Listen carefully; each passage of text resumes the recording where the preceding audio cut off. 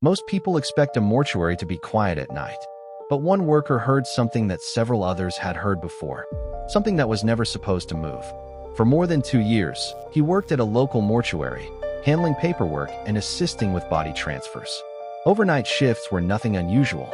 The building was usually silent, giving him hours to finish paperwork, clean equipment, or simply drink coffee while waiting for morning.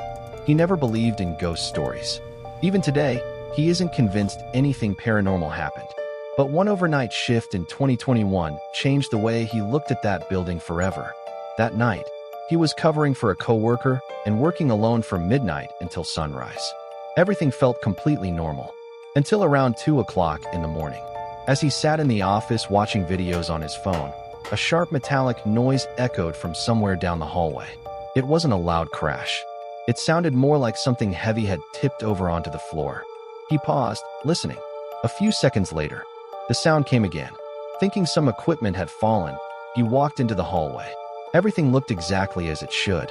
He checked the preparation room, the storage area, even the rear entrance outside. There wasn't another person anywhere in the building. More irritated than frightened, he returned to his office, assuming he'd imagined it. About 10 minutes later, the office phone rang. Late-night calls weren't unusual. Hospitals often called before bringing someone in.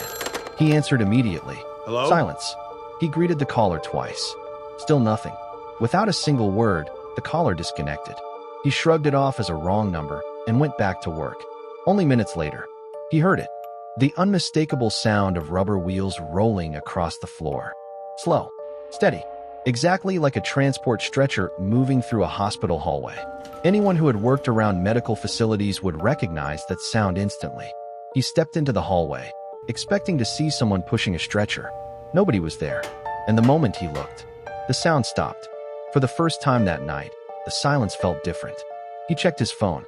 2:43 a.m. The time stuck in his memory because he looked at it twice. Trying to stay rational, he searched the hallway again. Nothing had moved. Nothing was out of place. He convinced himself exhaustion was playing tricks on him. An hour later, around 3:15, he walked to the coffee machine. While waiting for the coffee to brew, 3 quiet knocks came from the office door. Not loud, just 3 slow, deliberate taps. He immediately assumed one of the transport drivers had arrived early. He opened the door. No one. He even stepped outside. The parking lot was completely empty. No vehicles. No people. Nothing. The building suddenly felt far quieter than it had all night. Uncomfortable now, he called a coworker simply to hear another voice.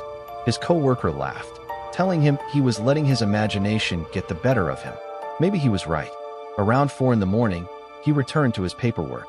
Then, the wheels came back. This time, they sounded much closer, slowly rolling through the hallway. He stopped writing and listened without moving.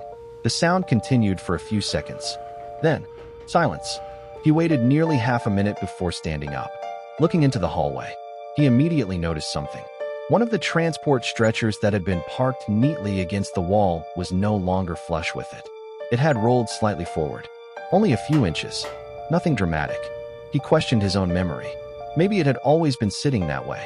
Maybe he had simply remembered it wrong. But deep down, he was almost certain it had been pushed completely back against the wall earlier that night. Morning finally arrived.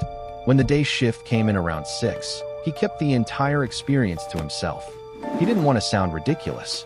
Several days later, he finally mentioned it to one of the older employees. The man listened quietly, then asked a single question. Did it happen around 3 in the morning? He answered yes. The older worker slowly nodded, as though that confirmed something. Then he calmly replied, "Don't worry about it. Old buildings make strange noises."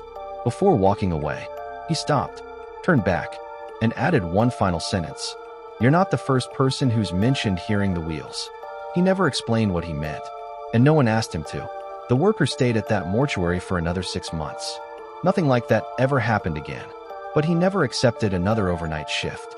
Even today, whenever he hears the soft sound of rubber wheels echoing through a hospital hallway, his mind returns to that silent building and the empty corridor he checked at exactly 2:43 in the morning, wondering who or what he thought he heard.